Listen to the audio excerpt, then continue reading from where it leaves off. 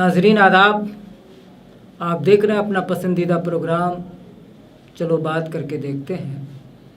میں ہوں حقانی القاسمی اور میرے ساتھ طنز و ظرافت کے بہت معتبر شاعر جناب احمد الوی صاحب ہیں، جن کے کئی شعری مجموعے شائع ہو چکے ہیں۔ تماچے، پین ڈرائیو،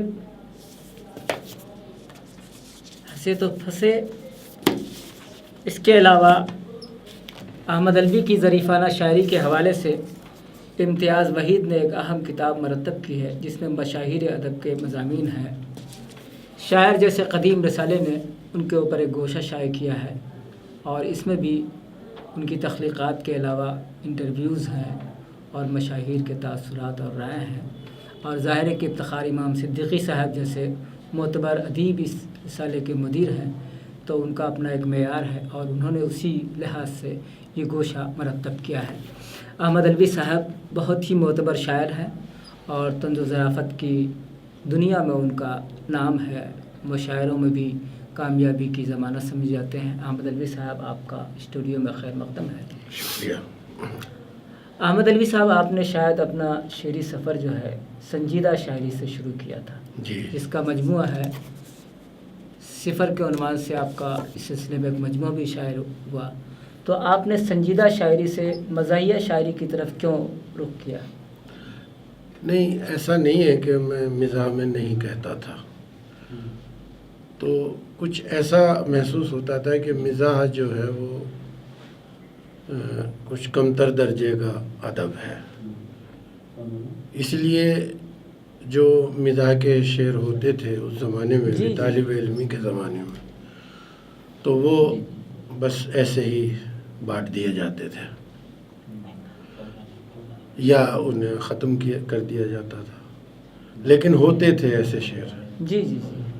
اور طنز کے شعر تو غزل میں بھی میرے ہو جاتے تھے، جو جب بشیر بدر نے میرا مجموعہ یہ مرتب کیا تو کئی شعر انہوں نے طنز کے نہیں کاٹے غزل میں، وہ ایز اٹ از رکھے، کیونکہ وہ انہوں نے کہا نہیں شعر اچھا۔ الوی صاحب، کہیں ایسا تو نہیں ہے کہ چونکہ طنز و مزاح کو تیسرے درجے کا ادب کہا جاتا ہے، جی، تو آپ نے اپنی شہریت سے اپنی شاعری کو ہم آہنگ کرنے کے لیے راستہ اختیار کیا ہو؟ نہیں، ایسا نہیں تھا، میں بالکل غزل کا شاعر ہی بننا چاہتا تھا، لیکن کچھ ایسا ہوا کہ ایک ہمارے دوست تھے، ہندی کے کوی تھے مدن شرما، جی جی جی، تو انہوں نے جب میرا وہ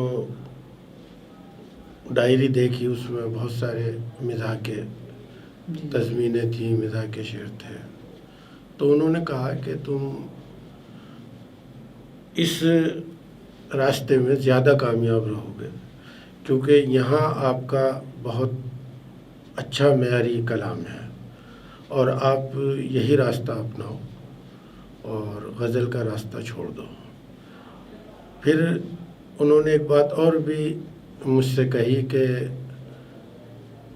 سنجیدہ شاعری میں بہت اچھا کہنے والے ہیں، تم سے بھی بہت اچھا کہنے والے ہیں، تم کتنا ہی اچھا شعر کہہ لو تم گم ہو جاؤ گے۔ اور یعنی الوی صاحب، آپ نے بالکل شہرت کا ایک آسان راستہ دریافت کیا طنز و مزاح۔ ہاں، آپ یہ کہہ سکتے ہیں کہ میں بھی آج محسوس کرتا ہوں کہ جو پہچان میری طنز و مزاح میں بن گئی وہ شاید سنجیدہ شاعری میں نہ بنتی ہے، کیونکہ سنجیدہ شاعری میں پہچان بنانے کے لیے بہت سارے لوازمات چاہیے۔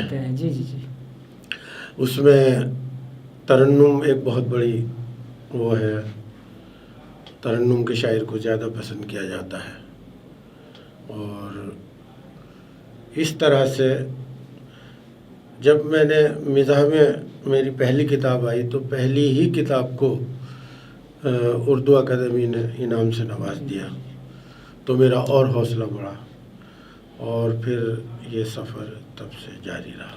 تو یہ بتلائیں یہ جو تفریق کی جاتی ہے سنجیدہ شاعری کی یا طنز و مزاح کی شاعری کی، کیا یہ اس طرح کی تفریق نہیں جیسے لوگ سماج میں سیاست میں لوگ تفریق کرتے ہیں؟ تو اس طرح ہمیں یہ محسوس ہوتا ہے کہ جیسے سماج میں بہت سارے لوگ ڈیوائڈر ہیں، سیاست میں ڈیوائڈر کی حیثیت رکھتے ہیں، اسی طرح ادب میں بھی یہ جو ناقد ہے یہ سب سے بڑا ڈیوائڈر ہے۔ آپ بالکل صحیح فرما رہے ہیں۔ اصل میں شعر ہوتا ہے، چاہے وہ مزاح کا ہو، جی جی جی، چاہے وہ سنجیدہ ہو، چاہے وہ طنز کا شعر ہو، اگر وہ شعر بھرپور ہے تو وہ اسے خانوں میں نہیں بانٹا جا سکتا۔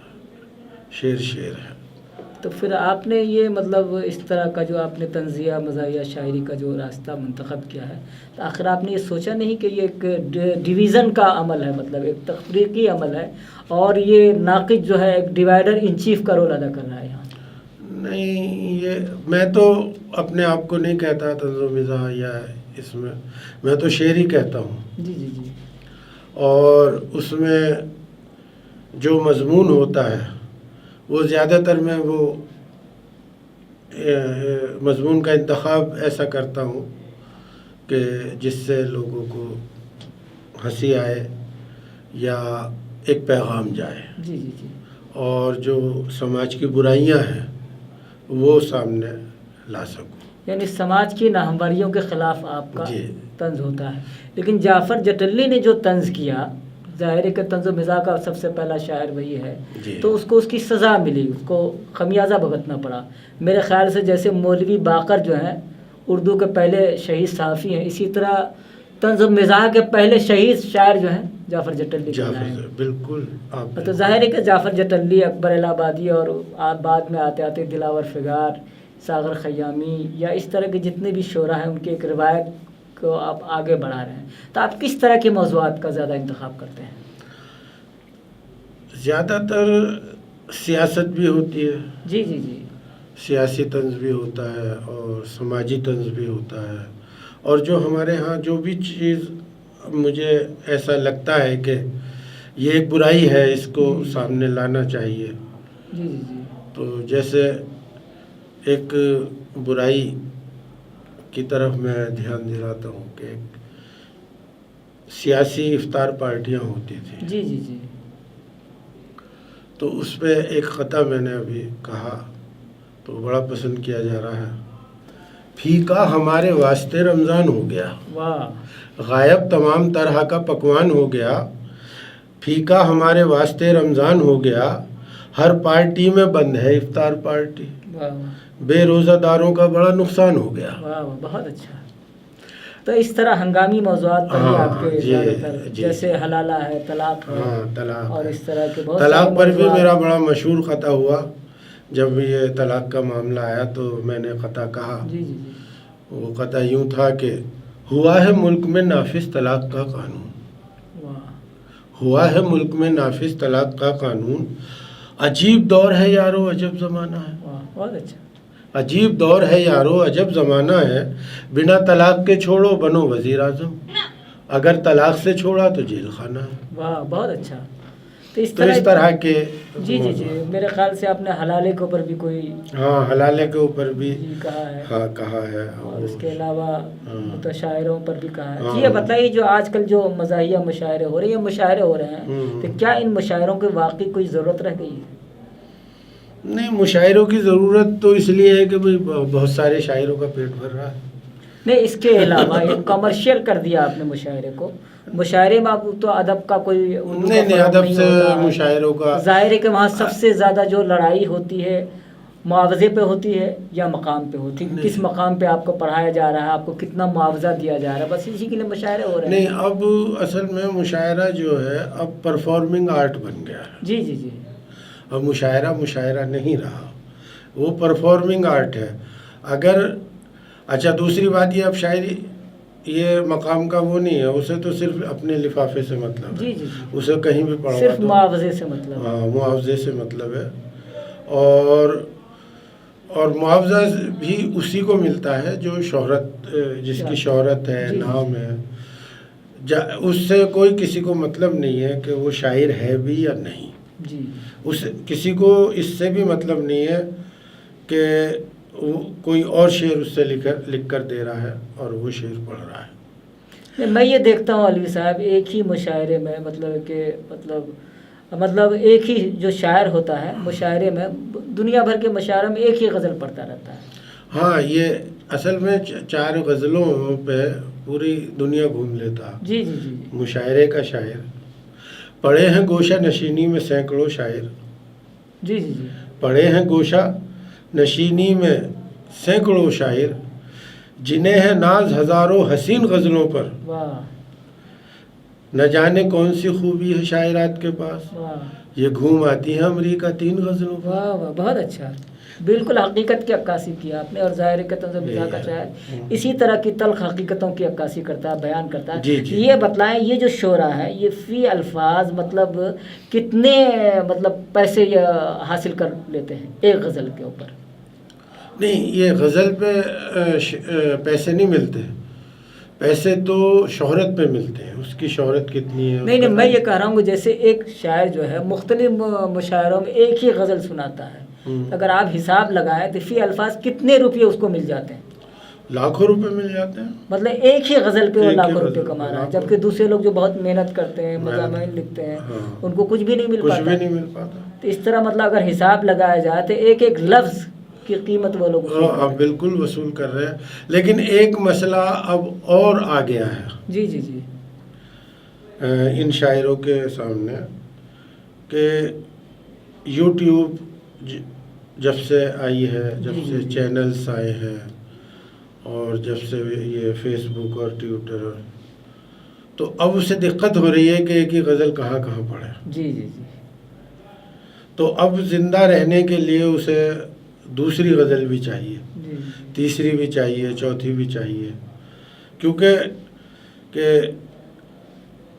ان غزلوں سے اب کام نہیں چل رہا۔ جی پڑھ رہا ہے 30 سالوں سے پرانے شعر تو، واہ پڑھ رہا ہے 30 سالوں سے پرانے شعر تو، ایک سامع نے یہ پوچھا شاعر بدحال سے، واہ بولا شاعر شعر پر ہی کس لیے اعتراض، واہ شرٹ بھی بدلی نہیں ہے میں نے 40 سال سے۔ واہ، بہت اچھا۔ تو میں نے تو ہر اس پر شعر جو بھی یقیناً آپ نے بہت سارے، آپ کے یہاں تنوع ہے، ورائٹی ہے، اور ظاہر ہے کہ اسی وجہ سے آپ کی شہرت مقبولیت بھی ہے۔ یہ بتلائے پچھلے دنوں ایک مہم چلی تھی، میٹو مہم، تو کیا اس حوالے سے بھی آپ نے کچھ کہا؟ ہاں، اس حوالے سے بھی کہا جی، اگر یاد ہو تو آپ ذرا۔ یاد کا معاملہ ہو جائے گا، دیکھتا ہوں اگر مجھے مل جائے تو۔ نہیں تو وہ آپ میٹو کے حوالے سے، چونکہ ایک بہت بڑا سوشل ایشو بن گیا، ہاں میٹو اور پہ ظاہر بھی ہے کہ میں نے عورتوں کے وجود سے اس کے کہا تھا میں نے جڑا ہوا میٹو مسئلہ پر، ہے، اور ایک طنز و مزاح کا شاعر ایک نیا نقطہ دریافت کرتا ہے، اس لیے ظاہر ہے کہ آپ نے کوئی نیا ہی نقطہ دریافت کیا ہوگا اس کے اندر۔ ہو کے بے آبرو دربار سے نکلے آخر، ہو کے بے آبرو دربار سے نکلے آخر، ایسے بدلا ہے کہانی کے ہر ایک منظر کو، آ گیا قدموں میں رقاصہ کے مغل اعظم، اب کے دیوار میں چنوا دیا ہے اکبر کو۔ واہ، بہت اچھا۔ میرے خیال سے ایک حلالے کے اوپر آپ کا اشارہ ہے، یہ بھی آپ سنا دیں، چونکہ یہ بھی بہت اہم موضوع ہے آج کے زمانے کا۔ ارمان یہ بھی سینے میں پالا کریں گے ہم، مردانگی کی شان دوبالا کریں گے ہم، اس طرح دوستوں سے نبھائیں گے دوستی، شادی کریں گے دوست حلالہ کریں گے ہم۔ جی علوی صاحب، آپ کا ایک اور شعر ہے، تو ہی نادا ایک بیوی پر قناعت کر، ہاں، ورنہ گلشن میں علاج تنگی داما بھی تھا جی۔ وہ تو اس طرح کے اشعار آپ کے ذہن میں کیسے آتے ہیں؟ یہ تضمین ہے اصل میں، کیا کہ جب پڑھ رہے ہوتے ہیں، جیسے ہر قدم پہ تھا زمانے میں ہجوم دل براں، ہر قدم پہ تھا زمانے میں ہجوم دل براں، اور ان کلیوں کو پہ لینا تجھے آساں بھی تھا، تو ہی نادا ایک بیوی پر قناعت کر گیا، ورنہ گلشن میں علاج تنگی داما بھی تھا۔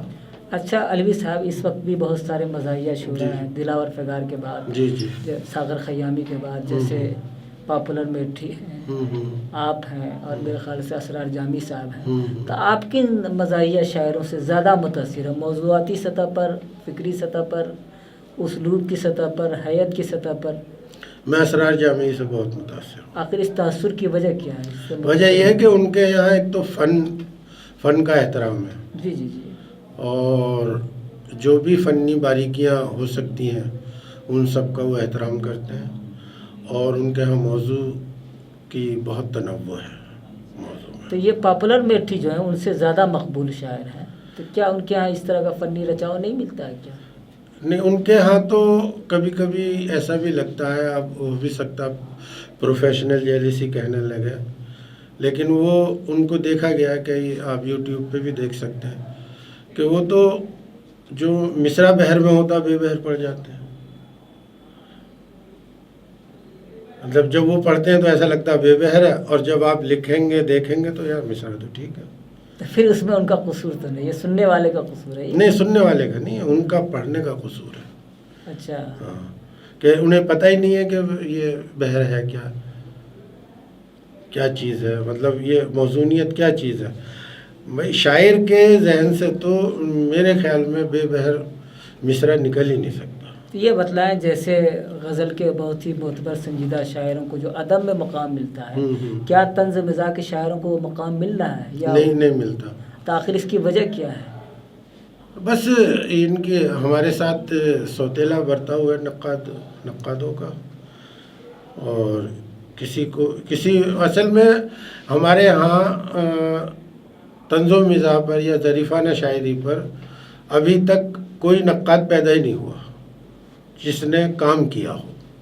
نہیں، یہ تو اعتراض آپ کا غلط ہے، چونکہ اکبر الہ آبادی کی طنزیہ مزاحیہ شاعری پہ بہت ساری کتابیں آ چکی ہیں، بہت سارے لوگ لکھ چکے ہیں، دلاور فغار ان کے اصل میں کیا ہے کہ اور ایسا نہیں ہے. وزیر آغا نے اردو طنز و مزاح پہ کام کیا ہے، انور سدید نے کیا، بہت سارے نقاد کر رہے ہیں. یہ الزام غلط ہے کہ نقادوں نے ہمیں وہ نہیں دیا.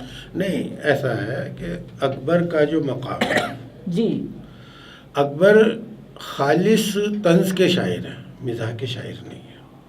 پہلی بات تو یہ ہے. اور طنز تو غالب کے ہاں بھی ملتا ہے، سب کیا ملتا ہے، مزاح بھی ہے ان کے یہاں. کہیں کہیں مزاح ہے. جی جی جی. تو یہ طنز و مزاح جو خالص ہے، جی جی جی، اس پر اتنا کام نہیں ہوا جتنا ہونا چاہیے تھا. نہیں، دونوں کو ملا کے ہو رہا ہے. انگریزی میں بھی ہو رہا ہے، ہیومر اینڈ سٹائر. نہیں، انگریزی میں تو بہت ہے. نہیں، اردو ادب کے حوالے سے انگریزی میں کام ہو رہا ہے، ایسا نہیں ہے. یہ آپ کا الزام غلط ہے. اور ظاہر ہے کہ آپ کے کلام تک چونکہ ناقد کی رسائی نہیں ہو پاتی ہے، ہو سکتا اس لیے. اور ویسے بھی آپ کا اعتراض یوں غلط ہے کہ آپ کی ظریفانہ شاعری پہ پوری کتاب آ گئی ہے، اور ظاہر ہے کہ اس میں سارے نقاد ہی. ہاں نقاد ہے. اصل میں کیا ہے کہ میں اس تناظر میں نہیں کہہ رہا میں اس تناظر میں کہہ رہا ہوں کہ میرے اوپر کام ہو گیا، چلیے مان لیا، لیکن بہت سارے شاعر ایسے ہیں جن پر کام نہیں ہوا. نہیں، یہ تو غزل کے بھی بہت سارے معتبر شعراء ہیں جن پہ کام اس طرح نہیں ہوا. اچھا، اس میں اعتراض ہی بے معنی ہو جاتا ہے. نہیں، دیکھیے غزل میں آپ کو دلی میں 500 شاعر مل جائیں گے غزل کے، اور دلی میں طنز و مزاح کے 2 شاعر ہیں. جی،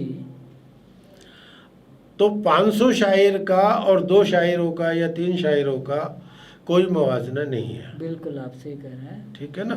اچھا، اسی طرح سے غزل کے ہر شہر میں 500 شاعر مل جائیں گے، طنز و مزاح کا ایک نہیں ملے گا. بالکل آپ کی بات صحیح ہے.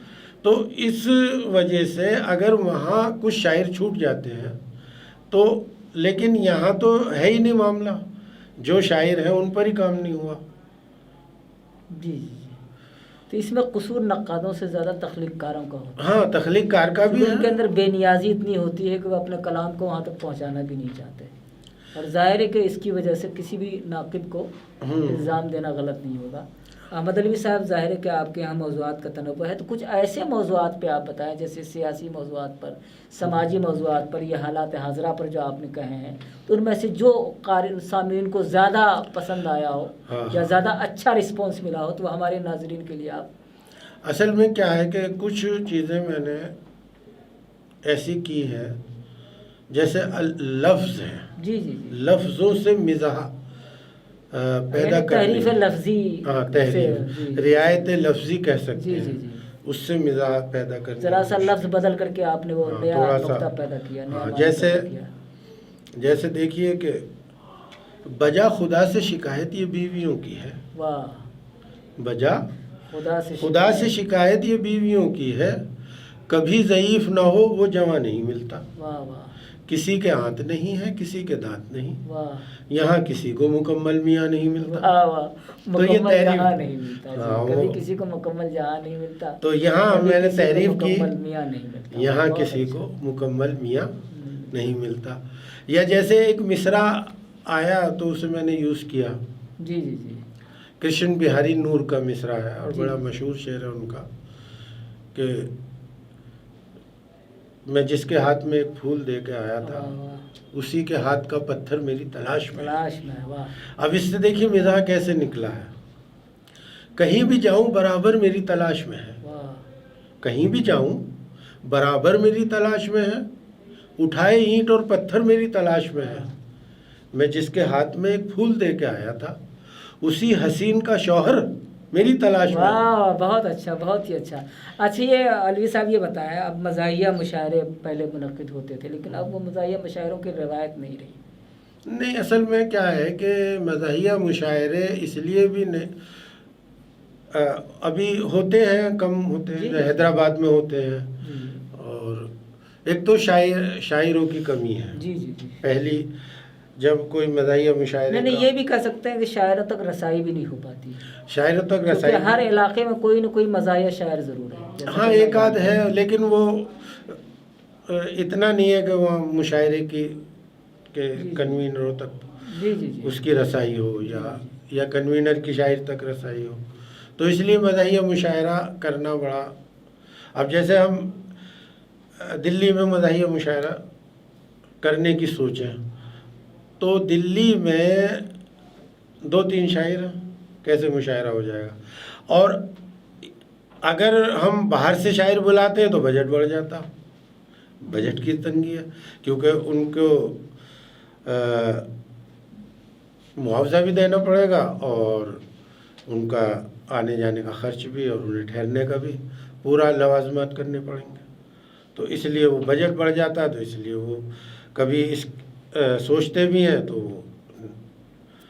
سرے نہیں چڑھتی بات. یہ بتائیں جیسے آپ مشاعروں میں جاتے رہتے ہیں، جی. ظاہر ہے کہ بہت ہی مترنم شاعر کے بعد، جو غزل کا بہت ہی سنجیدہ محترم شاعر کے بعد آپ کو اگر پڑھنے کا موقع مل جائے تو کیا آپ کو احساس ہوتا ہے کہ نہیں اس کا تاثر دھونا پڑتا ہے؟ تو کیسے آپ ابھی ایک مشاعرہ میں کشمیر کا واقعہ بتاتا ہوں. جی جی جی کشمیر میں ایک بہت مشہور شاعرہ ہیں شبینہ ادیب. جی جی جی.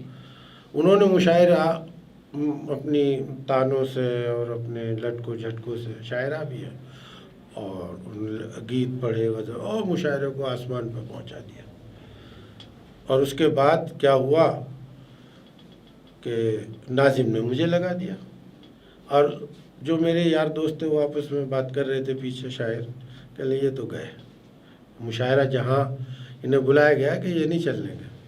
اب جیسے ہی میں آیا میں نے 4 مصرے عرض کیے تو ان کا تاثر دھل گیا. وہ 4 مصرے یہ تھے کہ اتنا عاجز آ چکے ہیں بے سری آواز سے، واہ واہ، اتنا عاجز آ چکے ہیں بے سری آواز سے، عید جیسا جشن ہوگا تیرے مر جانے کے بعد. واہ، صرف 2 ہی وقت ہوتے ہیں پڑوسی چین سے، ایک تیرے گانے سے پہلے، ایک تیرے گانے کے بعد. واہ، بہت اچھا. تو صاحب وہ، اور اس کے بعد جو ہم نے پڑھا وہ سب ہٹ. نہیں اس طرح دشواریاں آپ ہاں اس طرح تھی. ظاہر ہے کہ شبینہ ادیب بہت ہی معروف شاعرہ اور بہت مقبول بھی ہیں، ان کا کلام بھی بہتر ہوتا ہے اور ترنم بھی ان کا اچھا ہے. تو ظاہر ہے اس کے اسی لیے تو مشاعروں میں مقام کے اوپر بھی لڑائی ہوتی ہے نا، معاوضے کے ساتھ ساتھ مقام پہ بھی لڑائی ہوتی. اچھا آپ نے ایک شعر اوکھلا کے حوالے سے کہا کہ لوگ بحرین پہنچ جاتے ہیں، اوکھلا آپ آگے نکلے، وہ ذرا وہ اس میں بڑا ایک معاملہ ہوا. جی جی جی. کہ وہاں جو میں ابھی قطر گیا، قطر مشاعرے میں، جی جی جی، تو میں کیونکہ وہ وہیں کے حوالے سے تھا، انہیں لوگوں پر طنز تھا، جی جی، تو میں یہ سوچ کر گیا تھا کہ میں یہ کلام یہ نہیں پڑھوں گا. جی جی، لیکن اتفاق یہ ہوا کہ وہاں فرمائش آ گئی. اچھا اچھا. تو پڑھنا پڑا کہ دیکھیے وہ کہ شرفو لعیق لڈن، واہ واہ، شرفو لعیق لڈن، شوقین جا رہے ہیں، شوقین جا رہے ہیں. واہ، شرفو لعیق لڈن شوقین جا رہے ہیں، پڑھ پڑھ کے خود پہ سورہ یاسین جا رہے ہیں. واہ واہ، بہت اچھا. بحروں میں کہنے والے پہنچے نہ اوکھلا تک، واہ بے بہر کہنے والے بحرین جا رہے ہیں. واہ واہ، بہت ہی اچھا. تو اس طرح سے لفظوں کا یہ رعایت لفظی ہے جی جی جی. اور یہ بہت مزہ دیتی ہے لوگوں کو. ظاہر ہے کہ آج کل طنز و مزاح کی شاعری سے لوگوں کا ایک بہت ہی گہرا رشتہ قائم ہو رہا ہے، اور طنز و مزاح کے شاعر بہت ہی کامیاب ہوتے ہیں.